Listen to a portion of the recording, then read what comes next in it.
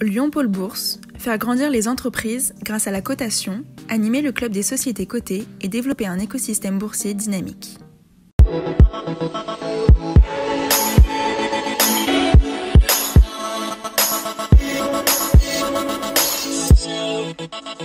Bonjour, Bourse et Valeurs depuis le Forum Lyon Pôle Bourse avec Éric Bessus.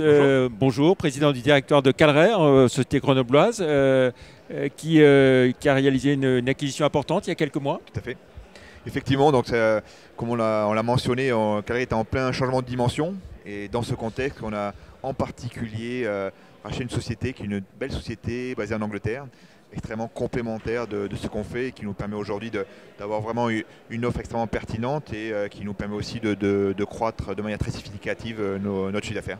Voilà, on va rappeler votre environnement, votre cœur de métier. Bien sûr, notre cœur de métier, au départ on fabrique des puces, un nouveau type de processeur pour toutes les applications qui sont très très demandeuses en termes de puissance de calcul.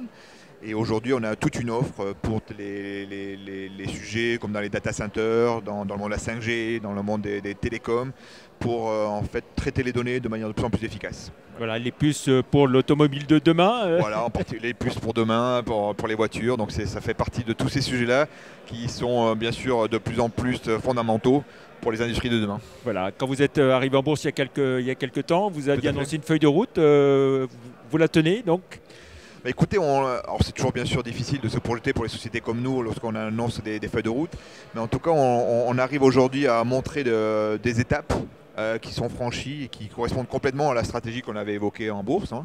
Donc puisqu'on avait évoqué que notre premier marché sur le marché data center, on commence à faire de plus en plus de chiffre d'affaires.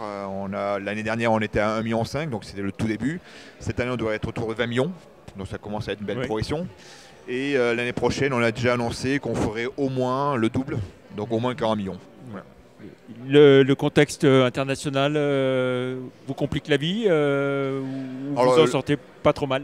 Écoutez, comme vous voyez avec les chiffres, on ne se sort pas trop mal. C'est clair que le contexte international, il faut arriver à le gérer, mais je pense qu'aujourd'hui, comme le monde des chiffres, on est arrivé à le gérer de manière efficace.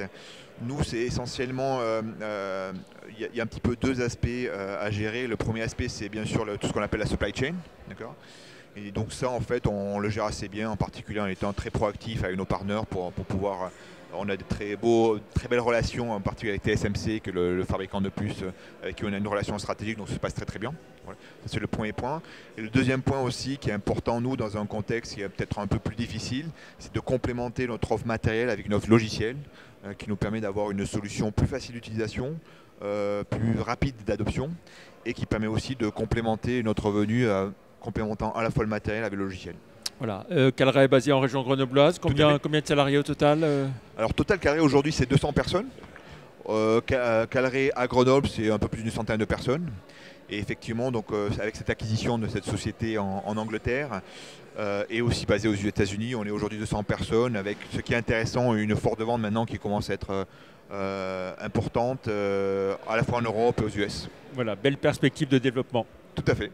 Merci beaucoup Éric Bessus d'être venu dans Bourse et Valeurs. Merci, au revoir. Merci, au revoir.